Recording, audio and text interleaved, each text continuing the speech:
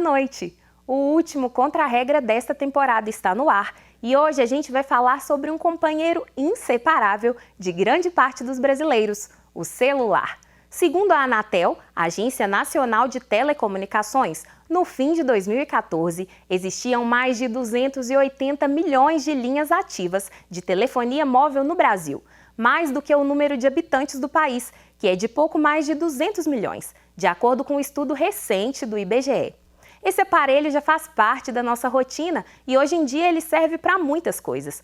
Para muita gente, o fazer e receber ligações é a forma menos usada nos celulares. Isso porque os smartphones deixam todo mundo conectado o tempo todo, em qualquer lugar.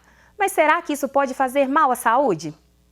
O fisioterapeuta Augusto contou pra gente que no consultório dele, o número de pessoas que chegam com problemas relacionados ao mau uso de aparelhos como celulares e tablets aumentou. Muitos reclamam de dores, principalmente na área do pescoço, das costas e das mãos. O Augusto também deu dicas que podem ajudar a evitar essas complicações. Olha só. Você é daqueles que enquanto assiste ao Contra a Regra está com o computador ou celular na mão, sem se importar se está largado no sofá ou na cama? Se a sua resposta é sim, comece a se preocupar com seus hábitos, porque eles podem prejudicar a sua saúde. Quase 27 milhões de brasileiros sofrem com dores na coluna. E isso é o que diz a Pesquisa Nacional da Saúde, publicada no fim do ano passado. E esse não é só um problema que a gente pode adquirir com o peso da idade, não. Tem muita gente jovem tendo que erguer a cabeça e correr para ajuda médica por não ter se preocupado com a postura diante do smartphone, por exemplo. O fisioterapeuta Augusto sabe bem onde está a raiz deste problema, que tem sido frequente no consultório dele. Na verdade, nós temos recebido sim pessoas com problemas na cervical, isso está em alta. Cefaleias também relacionadas a esses problemas de tensão da cervical, porque as pessoas não sabem usar os aparelhos da maneira que é preciso. Por exemplo, muita flexão da cabeça, né, no caso de atender celular, o tempo inteiro. Você imagina isso 50 vezes no dia, 60 vezes. Né? Você, diante de um tablet, numa postura da cervical, uma flexão muito intensa da cervical, né, do pescoço, ali o tempo inteiro, diante do smartphone. Isso também vai ocasionar algum tipo de tensão nessa musculatura. Essa moça simpática aí, a Ariela, desde os 15 anos ela usa o computador por longas horas e até os 19 não se importava em como ela deveria sentar diante da tela. O que aconteceu? Isso acabou acarretando alguns problemas de coluna que pioraram depois disso, como a lordose, a cifose, que é um pouco da curvatura, e a escoliose também. Lordose é o nome dado à curvatura excessiva da coluna para o lado de dentro do corpo, igual a Ariela está mostrando. A cifose vem da má postura, de ficar encurvado diante da tela. E a escoliose é o excesso de peso concentrado de um lado do corpo. Mas e aí, o que a Ariela fez para resolver esses problemas? Mas aí depois que as dores agravaram, eu comecei a fazer pilates e RPG. RPG é um exercício de avaliação postural, que a gente treina muito a questão da paciência, da postura, do equilíbrio, de ficar às vezes alguns minutos numa mesma posição, só respirando, soltando ar. Foi uma coisa que me ajudou muito a resolver a escoliose, né, que é mais para o lado direito, e a cifose, né, que é esse encurvamento para frente, me ajudou muito com o RPG. E depois o pilates também, que já vai fazer um ano, me ajudou a diminuir as dores. Fala pra gente então, doutor Augusto, como podemos usar as tecnologias sem que isso prejudique a nossa saúde? O ideal seria o quê? Quem tem computador, 90 graus na postura, braços apoiados, apoio de pés, a tela sempre na altura dos olhos. Né? O celular, em vez de ficar flexionando o pescoço, sempre o celular numa postura da cervical reta, usar o tablet de forma mais elevada, na altura dos olhos, para não ficar flexionando muito a cervical. No celular a gente precisa estar usando todos os dedos para você não ficar forçando um dedo só, um tendão só, ali se esforçando repetitivamente em cima do aparelho, porque isso ao longo do tempo, talvez não seja de um mês, 2, mas um ano depois começam as consequências nas articulações, nos tendões. Muito legais as dicas do fisioterapeuta, né? Vale a pena pôr todas elas em práticas, já que a tendência é a gente usar cada vez mais os causadores desses problemas. Você é desses que chega ao restaurante, à lanchonete ou mesmo em um barzinho e pede o cardápio e já de cara a senha do Wi-Fi? Muitos estabelecimentos disponibilizam internet para os clientes e aí os celulares não saem de cena nem na hora das refeições ou dos encontros com os amigos. E será que isso não atrapalha o relacionamento entre as pessoas? É isso que a gente confere agora na reportagem.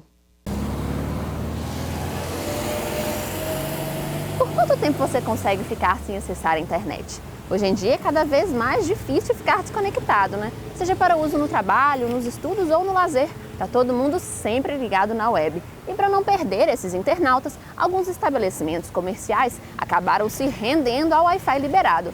E será que essa ideia atrai mesmo os clientes? Atrai porque muita gente chega aqui primeiro e pergunta: tem Wi-Fi? Aí se tiver eu vou ficar, se não tiver eu vou embora.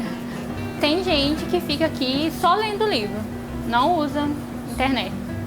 Agora tem uns que já ficam na internet. Tem aqueles que ficam aqui sentado, como diz assim, aqui é um lugar para relaxar, um lugar sossegado, um ambiente diferente, né? Mas se para uns o Wi-Fi é a onda da vez, para outros estabelecimentos, a atração mesmo é ficar longe da internet. A ideia é justamente fazer com que as pessoas conversem entre si e se divirtam sem estarem conectadas. E será que não ter acesso afasta a clientela? Eu acredito que não. Embora tenha muita gente que torce o nariz e que reclama que não tem internet, mas tem gente que aprova e gosta da proposta de não ter internet. Tem cliente que vem cumprimentar a gente por isso. Principalmente pessoas mais velhas que têm filhos.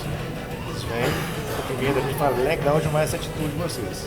Sem planos. A ideia é continuar do jeito que tá. A internet mexe em casa, mexe no trabalho. Aqui é pra se divertir. Quando você sai para um lugar, para um outro ambiente, você sair do ambiente de casa, que você fica só na internet, televisão, então você tem que interagir.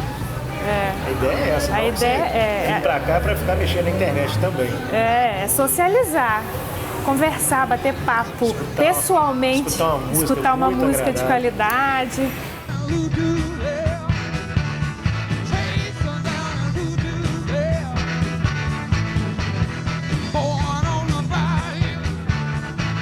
A gente já tinha essa proposta de não ter o Wi-Fi, porque é muito comum ter um grupo de pessoas e ninguém se olhar mais, nem saber com que roupa que você tá.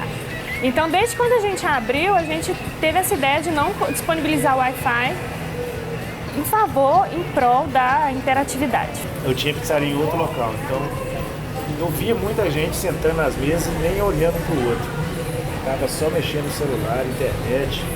Então, acho que a partir daí que veio essa ideia. A nossa piadinha agora é quando a pessoa está lá na mesa do fundo e pede a senha do Wi-Fi. Aí eu falo, tá na plaquinha lá na frente. Lá na frente. A senha.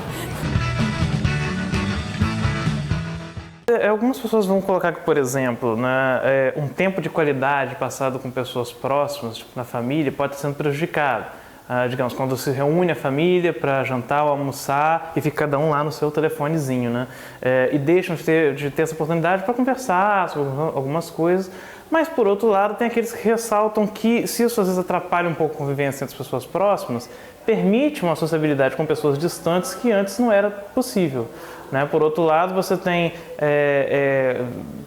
montam-se grupos de pessoas que estudaram juntas há não sei quantos anos atrás, que não teriam contato, e passam a conversar mais devido a essas novas tecnologias. Essa possibilidade que abre para uma acessibilidade com pessoas distantes, mas por outro lado, esse certo fascínio também às vezes prejudicando a acessibilidade com pessoas mais próximas. O acesso a essas tecnologias também altera o espaço e o comportamento dentro das salas de aula. Às vezes o professor está explicando uma matéria e o aluno, na verdade, está querendo ver o que o Google ou o Wikipédia quer dizer sobre aquilo que o professor está falando, ao invés de estar aproveitando o que o professor está colocando. Mas tem coisas interessantes também, né? Por exemplo, uma coisa que surpreendeu muita gente da minha geração, antes as pessoas anotavam as coisas no quadro, no caderno, você anotava e as pessoas passavam. E hoje as pessoas, você preencheu o quadro, colocou um slide, a pessoa vai lá, fotografa e deixa guardado no celular.